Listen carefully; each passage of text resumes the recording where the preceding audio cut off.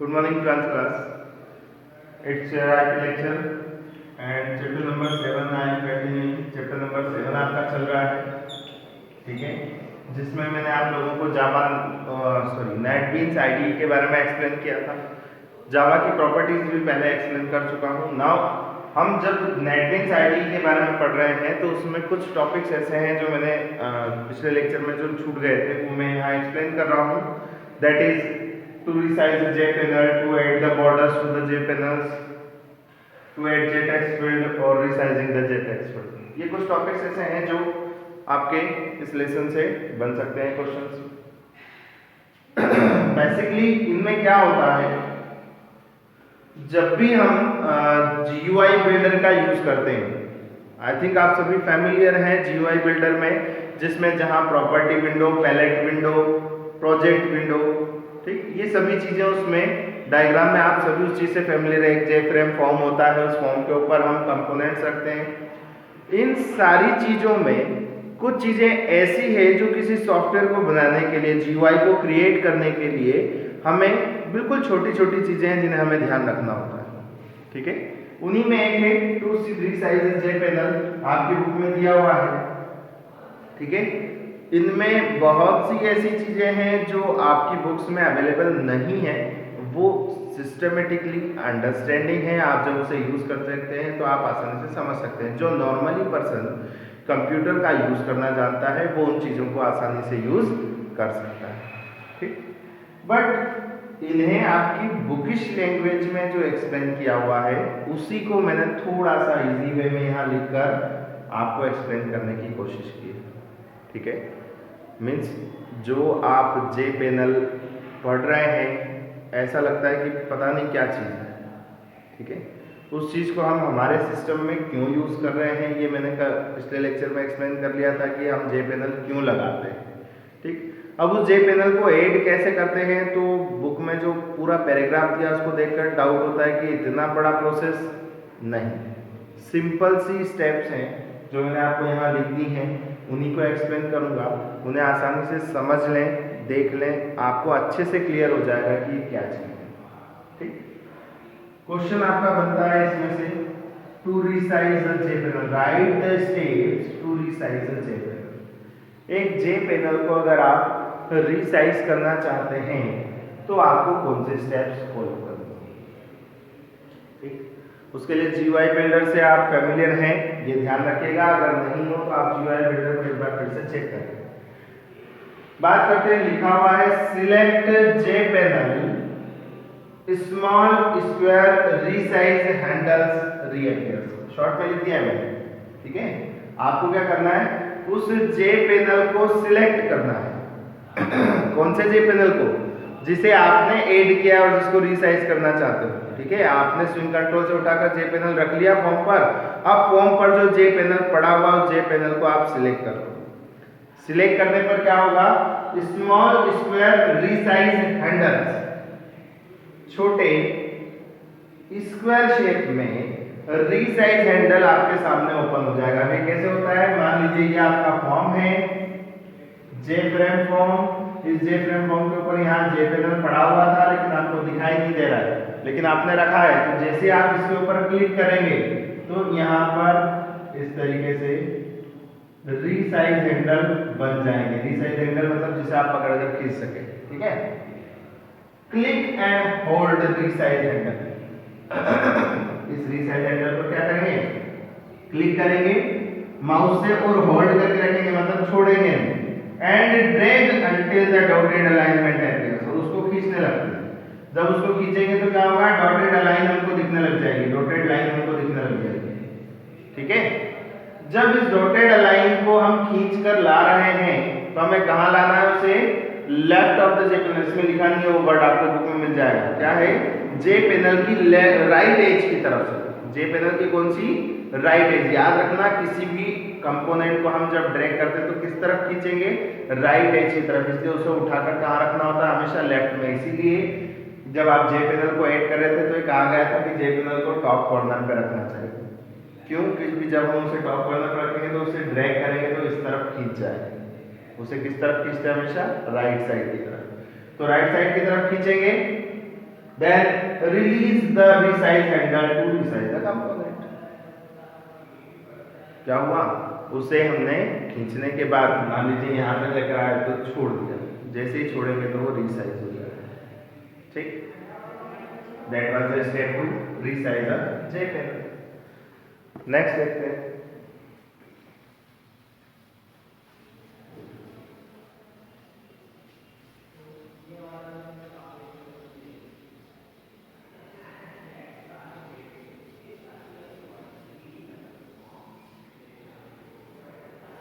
Next is to add title borders to JPEG। अब क्या करना है, टाइटल बॉर्डर ऐड करनी है। टाइटल बॉर्डर क्या होगी, देखिए मान लीजिए कि सपोज ये आपका जेफ्रेम फॉर्म है, आपने जे पैनल रिसाइज किया तो सपोज कि जे पैनल आपका यहाँ से यहाँ तक है, ये दो पार्टीशन, पहला आपका जे पैनल यहाँ है और दूसरा जे पैनल यहाँ से यहाँ तक। ठीक है, जब आप जे पैनल ऐड कर रहे हैं तो टाइटल देना मतलब जैसे मान लीजिए इसका नाम दिया आपके बुक में दिया हुआ एग्जांपल NAME नैम, आपने उस टाइटल का नाम क्या, उस जे पैनल का नाम क्या दिया, टाइटल क्या दिया, नेम। जे पैनल को टाइटल देना, उसका नाम लिख कर देना, इस प्रोसेस को कैसे किया जाए ये स्टेप्स आपको यहाँ एक्सप्लेन होंगे। ठीक है, मान लीजिए जे पैनल नेम नाम का था, मैंने यहाँ पर अगला लिया, यहाँ पर मैं लिखूंगा एड्रेस, मतलब मैंने कल भी समझाया था जे पैनल क्या होता है, partition of the J frame. आप जे फ्रेम जो यूज कर रहे हो उसके अलग अलग पार्टीशन बना दिए, तो मैंने दो पार्टीशन बनाए, पहले पार्टीशन का नाम दिया नेम, दूसरे का एड्रेस। इसमें नेम के बारे में डिटेल्स होगी और इसमें एड्रेस के बारे में। तो इन जे पैनल्स के ये टाइटल जो दिए जाते हैं उसकी क्या स्टेप्स है, ठीक है, क्लियर हो गया भाई। तो to add title borders to J panel, title border कैसे ऐड की जाए, टाइटल बॉर्डर को नाम कैसे दिया जाए, ये स्टेप्स आपकी बुक में दी हुई है। First, select the J panel in GUI builder. फिर वही जो पहले स्टेप इसमें थी वही स्टेप इसमें, क्या करना है, सबसे पहले सिलेक्ट जे पैनल, जे पैनल को सिलेक्ट करो। भैया जिस भी चीज में चेंज करना हो कंप्यूटर में सबसे पहले उसे क्या करना पड़ता है, सिलेक्ट करना पड़ता है। तो हमने पहली स्टेप में यही किया, क्या किया, उसको सिलेक्ट कर दिया। Next, in property window click ellipse button. जब हमने सिलेक्ट कर लिया तो साइड में प्रॉपर्टी विंडो होती है, प्रोजेक्ट विंडो उस तरफ, प्रॉपर्टी विंडो इस तरफ, प्रॉपर्टी विंडो के साथ पैलेट विंडो। ठीक है, हम किसकी बात कर रहे हैं अभी, प्रॉपर्टी विंडो की। प्रॉपर्टी विंडो में एलिप्स, ये बटन भी बनाया हमने, इस तरीके का एक बटन होगा, उस पर क्लिक करते हैं। ठीक है, क्या होगा, जे पैनल बॉर्डर एडिटर अपीयर्स, एक बॉक्स खुलता है जिसका नाम होता है जे पैनल बॉर्डर। ये बॉक्स ओपन हुआ, सिलेक्ट टाइटल बॉर्डर नोड, उसमें टाइटल बॉर्डर नोड नाम के ऑप्शन को सिलेक्ट कर ले। Inter name for title in property pan, उसके उस प्रॉपर्टी पैन में जो हमने ओपन किया वो जो ओपन हुआ है उसमें टाइटल का नाम इंटर कर दे और बाहर आ जाए, तो अपने आप इसका नाम लिखा हुआ आ जाता है। ठीक है, आई थिंक ये भी आपको क्लियर हो गया होगा। नेक्स्ट स्टार्ट करते हैं।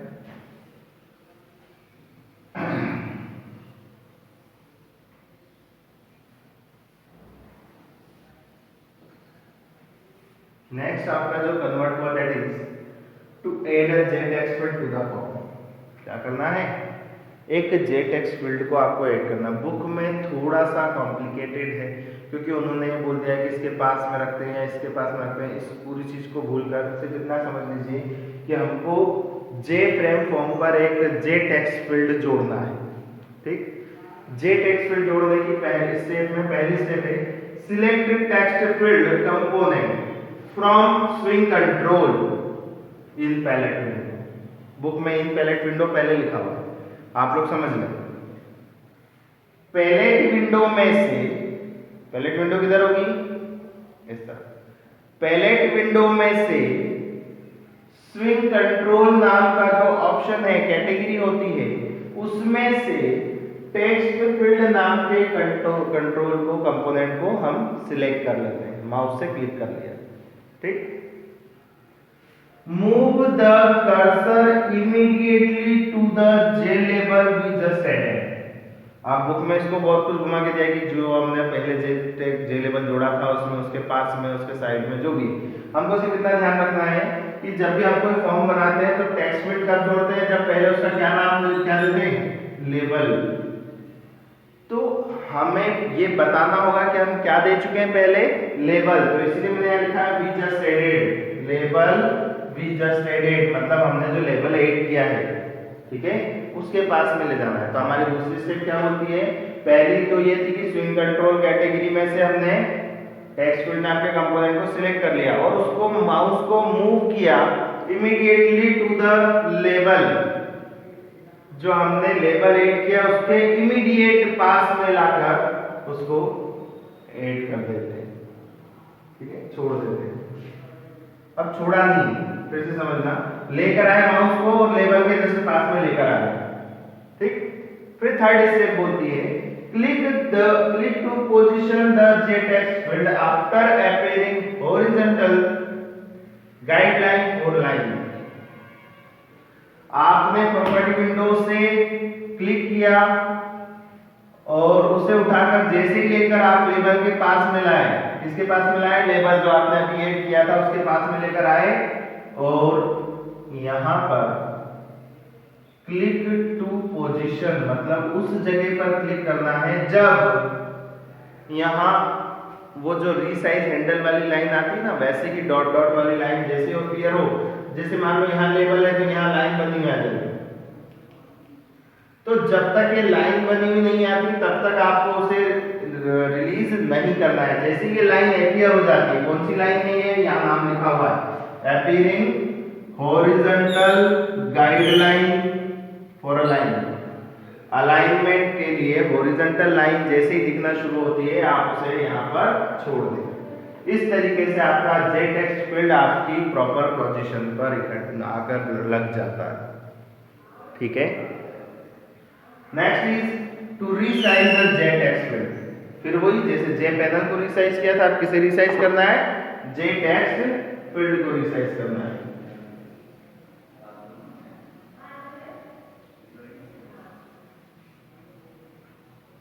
अब यहां पर जे टेक्स्ट फील्ड हमारा रखा हुआ है, ठीक है, डायग्राम में दिख रहा होगा, ये हमारा क्या है, जे टेक्स्ट फील्ड। अब इस जे टेक्स्ट फील्ड को एडिट करना है, कैसे करेंगे, first is select J text field. वही चीज जो हर स्टेप में मैं बता रहा हूं कि किसी भी जे टेक्स्ट फील्ड को हमें सबसे पहले, किसी भी कंपोनेंट को हमें सबसे पहले क्या करना है, सिलेक्ट करना है। तो सिलेक्ट जे टेक्स्ट फील्ड, मैंने जे टेक्स्ट फील्ड को सिलेक्ट कर लिया। जैसे ही इसे सिलेक्ट करूंगा तो क्या होगा, drag the resize handle towards right edge of J panel. जैसे ही क्लिक किया तो इसके ऊपर आ जाएगी डॉटेड जो लाइंस, हैंडल रीसाइज हैंडल की लाइन आने लगेगी।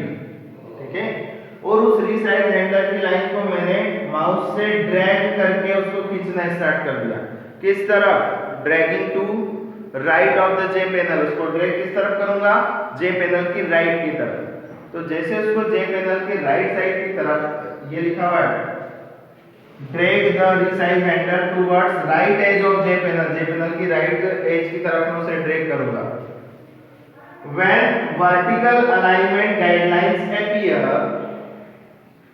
वर्टिकल लाइन इसमें ओपन होती है। याद रखिएगा हमने जब इसको रखा था तब कौन सी लाइन थी, हॉरिजॉन्टल लाइन, लेकिन अब कौन सी लाइन दिखाएगा, ये वर्टिकल लाइन दिखाएगा। ठीक है, तो जैसे ही ये वर्टिकल अलाइनमेंट गाइडलाइन अपीयर होने लगती है और ये क्या सजेस्ट कर रही है, suggesting margin between the components.